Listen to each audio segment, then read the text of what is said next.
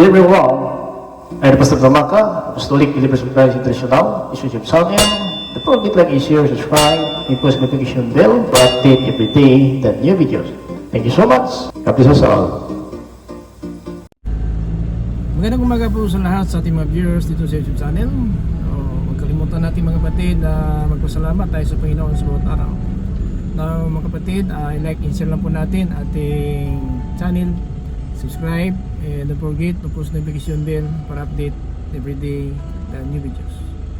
Mga kapatid, sa oras nito ay ating ipahayag ang mensahe ng Diyos dahil po na ang Panginoon talaga ang nagbigay sa atin ng pagkataon na malaman natin ang kanyang salita upang magkaroon tayo ng kaligtasan. Na wala po tayong mga kapatid pinapangaral hindi na tungkol po sa kaligtasan, kasi ang kaligtasan talaga ang pinakamalaga sa lahat ng bagay na ating nakamtan. Kung ano man ating mga hinangad sa buhay, ano man ating mga pangarap sa buhay, so ang Panginoon lang po ang nakakaalam mga kapatid na makamtan natin yan, kung ano man ang ating mga hinangad sa ating bawat isa. Dahil na sa tao po ang pagpaplano, pero sa Diyos ang pagpapasya kung ito matanggap natin o hindi man. Mga kapatid, na sinabi po dito sa Proverbs in chapter 16, kabanata 16, talata 1. Mga kapatid, ito po sinabi na banaklat tungkol po sa atin bawat isa. Nasa tao ang pagpaplano, ngunit ang Panginoon ang nagpapasya kung magaganap ito o hindi. So magpaplano lang tayo, walang problema yung mga kapatid, ano ba nais natin. So magplano lang tayo para unlad ang buhay natin, pero kailangan kasama ang Diyos mga kapatid. Hindi ka nagpaplano lang po tayo, pero ang Diyos malayo sa atin. So hindi pwede, kasi ang sabi ng Panginoon na wala kayong magawa kung wala ako. So meaning na kung nais natin makamtan ating mga ninanais, kailangan na ang Diyos po ay kasama natin. Dahil sinabi naman na aklat dito po sa John 15 verse 5, Ako ang puno ng ubas, at kayo ang aking mga sanga. Ang taong nananatili sa akin at ako rin sa kanya, ay mamumunga ng marami, sapagkat wala kayong magagawa kung hiwalay kayo sa akin. Yan mga kapatid, sinabi ng Biblia na kung manatili tayo sa kanya, kasi siya ang puno, tayo ang sanga.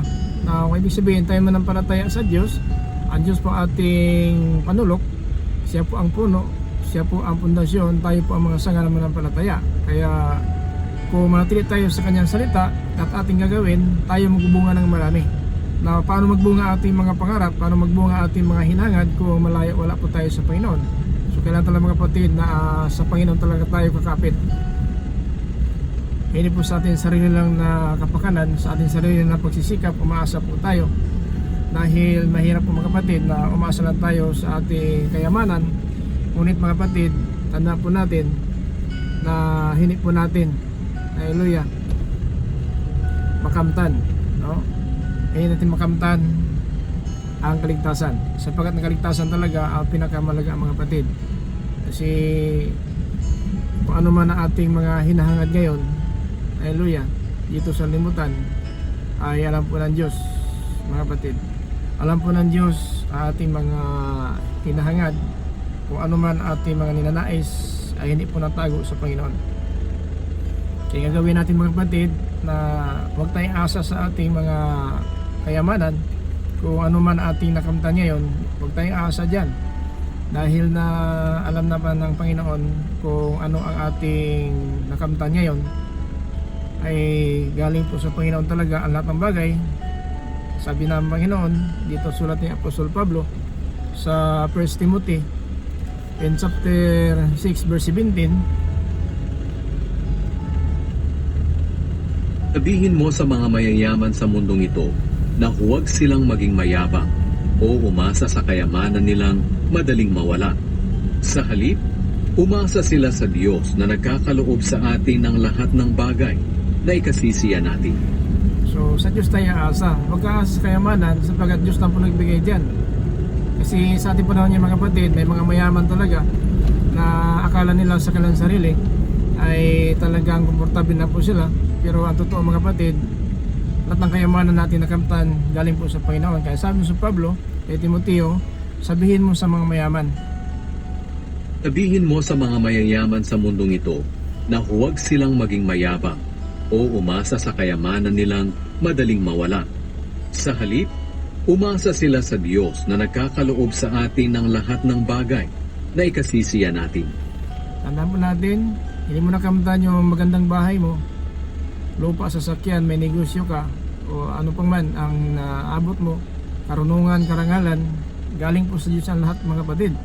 Tandaan po natin na sulat din ni Haring Solomon dito po sa Ecclesiastes, kung mangaral kabanata 6, talata mga kapatid, 2, na ito po ay sinabi talaga na malalaklat na ang ating nakamtan, karangalan, kung ano man galing po sa Panginoon. May mga taong binibigyan ng Diyos ng kanilang mga hinahangad tulad ng karangalan, ari-arian at kayamanan. Pero hindi niya hinahayaang pakinabangan nila ito. Sa halip, ibang tao ang nakikinabang nito. Hindi ito maganda at walang kabuluhan. Masasabi kong mas mabuti pa ang isang sanggol na ipinanganak na patay kaysa sa taong nabuhay nga ng matagal at nagkaanak pa ng marami pero hindi naman nagkaroon ng kasiyahan sa buhay at hindi nailibing ng maayos. Kahit walang saysayang pagkakapanganak sa sanggol at kahit na siya ay nasa lugar ng mga patay at hindi na maaalala pa, at kahit hindi siya nakakita ng liwanag ng araw o nalaman ng buhay, mas may kapayapaan pa siya kaysa sa taong iyon na walang kasiyahan sa mga magagandang bagay na kanyang natanggap. So mga kapatid, sa panahon natin ngayon, para po tayong umaasa na talaga sa karangalan natin, karunungan, kapangyarihan natin, kung saan tayo luklok ng Panginoon, dito sa libutan na ating katangian, sa ating kalagayan. So po tayo asa mga kapatid na dahil na ganyan ang kalagayan mo, makalimutan mo ang Diyos. So alalahanin mo naman ang Diyos, nagbibigay po sa atin mga kapatid ng kayamanan, hindi pa darating ang kamatayan. Dapat alalahanin natin ang Diyos mga kapatid, kasi siya po ang nagbigay ng lahat ng bagay at siya din ating paglingkuran.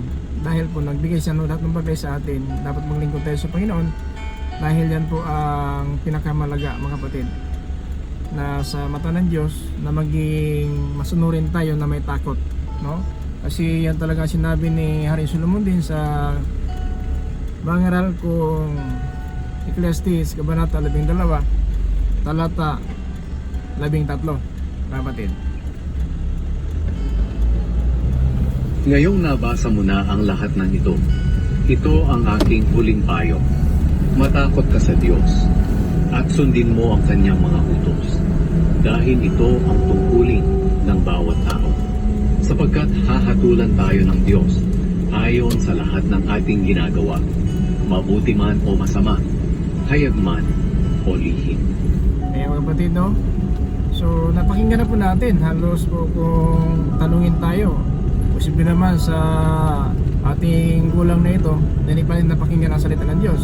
So narinig na po natin ang lahat, sabi ni Haring Solomon sa kanyang sulat para sa atin. Ngayong nabasa mo na ang lahat ng ito, ito ang aking huling payo. Matakot ka sa Diyos at sundin mo ang kanyang mga utos, dahil ito ang tungkulin ng bawat tao. Sapagkat hahatulan tayo ng Diyos ayon sa lahat ng ating ginagawa, mabuti man o masama, hayag man o lihim. Kaya mga kapatid, no, dapat natin talaga ingatan po natin ating buhay, sapagkat nahayag man kung nakubli, dadalhin po sa hatol yan mga kapatid. Kaya ating gagawin sa bawat araw, dapat makinig tayo ng salita ng Diyos, dahil tinuturuan po tayo ng Diyos para ituwid po tayo bilang anak ng Diyos. Disiplina po tayo ng Panginoon para po na huwag tayong hatulan, no? Kasama ng mga tao sa sanlibutan, kasi ang hatol ng Panginoon mga kapatid sa pagparito niya, talagang mayroon pong apoy at saka tabak mga kapatid, na yun po talaga ay tutupok ang apoy at ang tabak ay papatay sa kanyang makaway. No, kailangan mga kapatid na maganda po tayo. Ilibin 32 dito po sa 1 Corinthians, ayon po sa sinabi ni Apostol Pablo 11:32.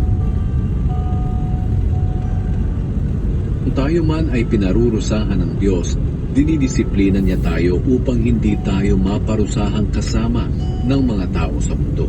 So, pinarusahan tayo, disiplina po tayo. At tanda po natin, ang parusa ng Panginoon, ang pagdisiplina ng Panginoon ay hindi po nakakasaya. Dahil wala pong parusa talaga na nakakatawa. Kapag parusa ang pag-usapan, ito mga kapatid, nakakasaya talaga ang parusa. Kung ang ating mga magulang, pinarusahan po tayo sa ating pagkasuailan, pinagpalo talaga ating naranasan at masakit talaga. Ano pa kaya ang Diyos na may kapangyarihan po? So kaya wag natin hayaan na darating tayo sa parusa. Kailangan maging masunurin po tayo kasi anak natin dito sa lupa. Kapag ang isang anak natin masunurin, so inalagaan natin at minamahal natin talaga ng lubusan kasi siya talaga ay naging masunurin sa atin. Pero may anak natin nag-swell talaga sa atin, iba po, no? Iba po ang pag-treat natin sa kanya sapagkat swell po ang kanya pamuhay. May galit tayo at puot na kasama po sa bawat araw sa ating anak na sabi ng suwail. Ganun ang Diyos. Kaya kung ang mga magulang sa lupa ay talagang tinuturuan ng mga anak upang karapat-dapat sa harapan ng mga tao, lalo na po ang Diyos mga kapatid. Pakinggan natin sa Hebrews chapter 12 verse 7 up to 10. Ito po ang sinabi ng Panginoon sulat ni Apostol Pablo. Isinyo ang lahat ng paghihirap bilang pagdidisiplina ng Diyos sa inyo dahil itinuturing niya kayong mga anak.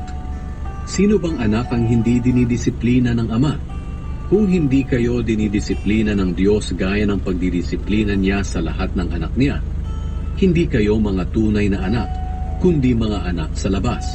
So hindi tunay na anak, so sa Diablo. Kasi ang hindi tunay na anak ng Diyos, hindi talaga makapasok sa kanyang kaharian sapagkat ang kaharian ng Diyos para sa mga anak na tunay. Now, kung hindi ka disiplinahin ng Diyos, hindi po tayo tunay na anak. So dahil po na anak tayo ng Diyos sa kanyang pagtunay anak sa atin, dinisiplina po tayo. At ang disiplina ng Diyos, hindi po ito nakakabuti. Ito po mga kapatid talaga, ang disiplina ng Diyos ay ito po nagpapahirap sa atin mga kapatid. Isinyo ang lahat ng paghihirap bilang pagdidisiplina ng Diyos sa inyo. Ito po disiplina ng Diyos sa atin mga kapatid. Nagpapahirap po sa ating pamumuhay sapagkat ito talaga ating kalagayan ngayon. Kapatid, tandaan po natin sa bawat araw ang Diyos ay nagbigay sa atin ng pagkataon, malaman natin ang kanyang salita upang po na matuto tayo sa tamang pamumuhay. Huwag tayong hayaan ng Panginoon sana na malulung tayo sa pamumuhay po na makasanlibutan sapagkat hindi po talaga kaya sa Diyos ang pamumuhay po na makasanlibutan. Kaya mga kapatid, ito po ang disiplina sa atin na sino ba daw ang mga anak na hindi disiplina ng kanyang mga magulang. So tulad ng Diyos mga kapatid na tayo tinuturing ng mga anak kaya disiplina po tayo. Dahil itinuturing niya kayong mga anak. Sino bang anak ang hindi dinidisiplina ng Ama? Kung hindi kayo dinidisiplina ng Diyos gaya ng pagdidisiplina niya sa lahat ng anak niya, hindi kayo mga tunay na anak, kundi mga anak sa labas. So, kung hindi pa tunay na anak tayo ng Diyos sa kanyang pagtuturing sa atin, binabayaan na tayo ng Diyos. Pero dahil na tunay na anak po tayo, at tayo po sumampalataya, kaya araw-araw po tayo disiplina ng Diyos para po na matuto tayo sa bawat araw na ating pamuhay. Huwag po tayong hatulan, no? Hatulan parusa sa pagparito ng ating Panginoon. Kaya kung disiplina po tayo, ito mga kapatid, pinapahirapan tayo sa ating pamuhay po na hindi talaga ating masunurin sa ating Panginoon. Kaya sa Salmista David mga kapatid, tandaan po natin dito sa Psalms 32 in verse 4 up to 5 at verse 3 up to 5 mga kapatid sa Psalms 32, ito po sinabi ni Salmista David na nagpapahirap talaga mga kapatid, nang lumo ang kanyang katawan sa buong araw. Pakinggan natin. Noong hindi ko pa ipinagtatapat ang aking mga kasalanan, buong araw ako'y nanlulumo at nanghihina ang aking katawan. No, kapag hindi natin pagtapat ating kasalanan mga kapatid, buong araw manlulumo manghina ating katawan. So mga kapatid, marami po mga naranasan po natin sa libutan. Ito pinagpapahina po sa atin, natin alam, ito pala ang pagdisiplina ng Panginoon. Pinapahirapan tayo sa ating pamumuhay po na makasalanan at dahil po na hindi talaga nakakabuti ang pamumuhay natin, dapat tayo disiplinahin ng Panginoon. So nang lulumo ang sabi ni Psalmista David sa Psalms 32 verse 3 up to 5, Noong hindi ko pa ipinagtatapat ang aking mga kasalanan, buong araw ako'y nanlulumo at nanghihina ang aking katawan. Araw-gabi hirap na hirap ako dahil sa tindi ng inyong pagdidisiplina sa akin. verse 5. Nawalan na ako ng lakas tulad ng natuyong tubig sa panahon ng tag-araw. Ngunit sa wakas, ipinagtapat ko ang aking mga kasalanan sa inyo. Hindi ko na ito itinago pa. Sinabi ko nga sa sarili ko, ipagtatapat ko na ang aking mga kasalanan sa Panginoon at pinatawad niyo ako. Amen. So yung mga kapatid, ang sabi ni Apostol Pedro is Acts 2:38, repent every one of you baptized in the name of Jesus Christ for the remission of your sin, and you shall receive the gift of the Holy Ghost. So yun po mga kapatid, ang sinabi ni Apostol Pedro sa mga angkan ni Israel na siya po ay nakatanggap ng Holy Ghost sa araw ng Pentecost is at 3,000 people added unto the apostle in the day of the Pentecost. So yan mga kapatid, ang panahon natin ngayon, kailangan natin ipagtapat na po sa Panginoon. Bakit na nahirapan tayo ngayon, pinapasaan po natin, buong araw tayo nang hihina, ng lulumo. Noong hindi ko pa ipinagtatapat ang aking mga kasalanan, buong araw ako'y nanlulumo at nanghihina ang aking katawan. Araw-gabi hirap na hirap ako dahil sa tindi ng inyong pagdidisiplina sa akin. So araw-gabi hirap na ako sa tindi ng pagdisiplina niya sa atin ng Panginoon. So mga kapatid, huwag mo hayaan na itong naranasan natin ngayon na paghihirap, itong ating mga kagipitan, baliwalain natin ito. Alalahanin natin, bakit kaya nangyari sa atin ang ganitong kalagayan? Baka hindi mo naalala ang salita ng Diyos na ito pala may paraan ng Diyos na nagpapahirap sa atin dahil hindi natin pagtapat ating mga kasalanan. Yan mga kapatid, ang nagpapalumo sa atin sa bawat araw, nang hina ating katawan dahil ating kasalanan hanggang ngayon hindi pa na pinagtapat sa Panginoon. Noong hindi ko pa ipinagtatapat ang aking mga kasalanan, buong araw ako'y nanlulumo at nanghihina ang aking katawan. So mga kapatid, yun po ang dahilan. Hanggang ngayon siguro baka may anong kabigat na po yung pinapasaan po natin. So pagkat hanggang ngayon mga kapatid, ang ating kasalanan hindi pa natin pinagtapat sa Panginoon. Kaya nangyari mga kapatid ngayon na mas lalong pinabigat po natin ating pasanin sapagkat ang Panginoon talaga ay salungat sa mga masama. Hindi po ang Panginoon sumang-ayon sa mga taong masama. Ano man ang kailang mga problema, kahilingan, hindi po sasagutin ng Panginoon sapagkat ang Panginoon salungat. Mga kapatid, salungat po ang Panginoon sa mga taong namuhay po ng masama. Ayon po sa sinabi ni Apostol Pedro, 1 Peter chapter 3 verse 12. Pakinggan natin ang sabi ni Apostol Pedro, mga kapatid. Kapagkat iniingatan ng Panginoon ang matuwid at sinasagot niya ang mga panalangin nila, ngunit galit siya sa mga gumagawa ng masama. So galit ang Diyos sa gumawa ng masama. Kaya ang sabi sa Mr. David, noon hindi ko pinagtapat ang kasalanan, nanulumo ako ng hina ang aking katawan. Buong araw nang hina at araw-gabi naghihirap ako sa tindi na disiplina mo sa akin. So mga kapatid, buong araw-gabi naghihirap po tayo kasi may mga tao na sa ospital na po, naka-ICU na po at ilang araw na po sa ospital, ilang buwan na po, taon pa man na hanggang ngayon ay pinapahirapan pa rin sila sa kanilang kalagayan sapagkat ang problema hindi po natin pinagtapat sa Diyos ang ating mga pamumuhay na hindi po karapat-dapat sa kanyang paningin. So kapag isuko na po natin yan, so yan ang po ang panahon na makamtan na po natin ang kasaganahan at ang kapahingaan sa ating kahirapan. Kaya mga kapatid, ito po ang Biblia nagsasabi po para po na matuto tayo. Kaya mga kapatid, na itong salita ng Diyos natin na pakinggan ay masaya lang po. Tanda po natin hanggang ngayon ang Panginoon nagpakumbaba dahil ang Panginoon ayaw niya may isang mapahamak na isang Panginoon lahat ng tao makakapit na pagsisi at tatalikod sa masamang pamuhay. So yan po mga kapatid, ang akala ng tao siguro na ang Panginoon po natagalan, parang wala po ngabuluhan. Pero tanda po natin, bakit natagalan ng Panginoon? Sapagkat ayaw niya mga kapatid na may isang mapahamak, kundi lahat sana makamit ang pagsisi. Ayon po sa 2 Peter chapter 3 verse 9. Hindi nagpapabaya ang Panginoon sa pagtupad sa pangako niya, gaya ng inaakala ng ilan. Ang totoo, binibigyan lang niya ng pagkakataong magsisi ang lahat sa mga kasalanan nila dahil ayaw niyang mapahamak ang sinuman. So anong pangako ng Panginoon mga kapatid? Na ito po ay natagalan ang Panginoon sa kanyang pangako na ayon po sa sinabi niya mga kapatid dito sa John, tandaan po natin chapter 14 verse 1 up to 3. Ito ang pangako niya mga kapatid sa mga apostol. Sinabi ni Jesus sa kanila, huwag kayong mabagabag. Magtiwala kayo sa Diyos at magtiwala rin kayo sa akin. Sa tahanan ng aking Ama ay maraming silid. Pupunta ako roon para ipaghanda kayo ng lugar. Hindi ko ito sasabihin kung hindi ito totoo. Kapag naroon na ako at naipaghanda na kayo ng lugar, babalik ako at isasama kayo, upang kung nasaan ako, ay naroon din kayo.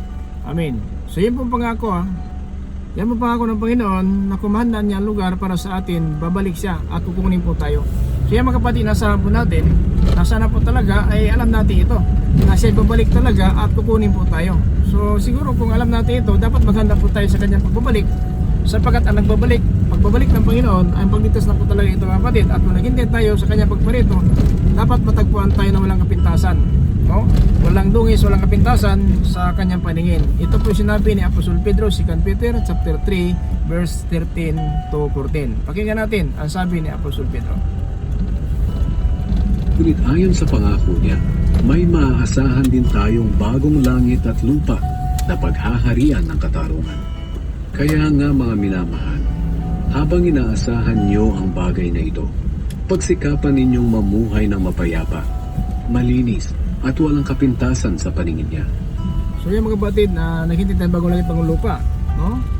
Naghintay ng kanyang pangako sa bagong langit, bagong lupa. Pero mga kapatid, tandaan po natin na bakit hindi siya bumabalik, dahil bakit natagalan ng Panginoon? Dahil po ayaw niya mga kapatid na mapahamak ang isa, at nais ng Panginoon talaga na maligtas ang tao. Ito po sinabi sa verse 15 mga kapatid.